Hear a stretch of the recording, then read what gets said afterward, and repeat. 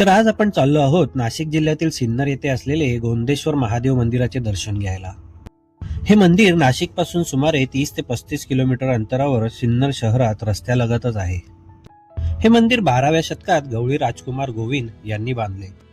या मंदिराचे वैशिष्ट्य म्हणजे हे मंदिर यादवकालीन हेमाडपंथी स्थापत्य शैलीचे उत्कृष्ट उदाहरण आहे, ज्यात भूमिज आणि नागर शैलीचा संगम दिसतो। हे मंदिर शिवपंचायतन असून यात मध्यभागी शिव आणि आजूबाजूला पार्वती, गणपती, सूर्य व विष्णू यांची मंदिरे आहेत, जे शिल्पकला व स्थापत्यशास्त्राचा अप्रतिम नमुना आहे। मंदिराचा बाह्य भाग रामायणातील दृश्ये, देवी देवता आणि नृत्यमय अप्सरांच्या शिल्पांनी सुशोभित आहे। पूर्व दिशेस मुख्य मंदिरापासून निराळ्या मंडपात बसलेली नंदी आहे। मुख्य मंदिराच्या भिंतीवर ब्राह्मी, पार्वती, शिव, भैरव मूर्ती प्रमुख आहेत। नंदी मंडपावरील वराह आणि नरसिंह या प्रतिमा उल्लेखनीय आहेत।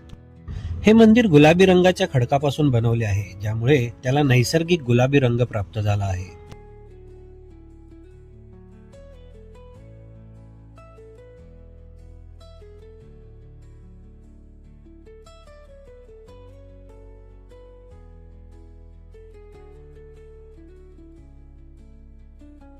मुख्य मंदिरात महादेवाचे दर्शन घेऊन आम्ही सुद्धा आजूबाजूच्या सर्वच मंदिरात दर्शन घेतले।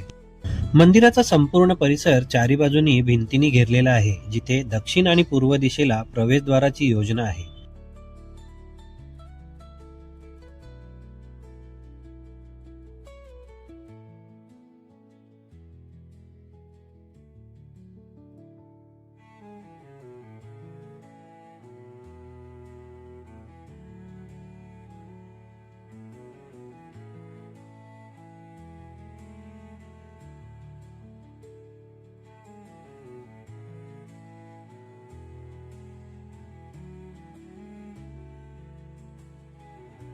इथे असलेला स्वर्गमंडप हा लक्षवेधी आहे।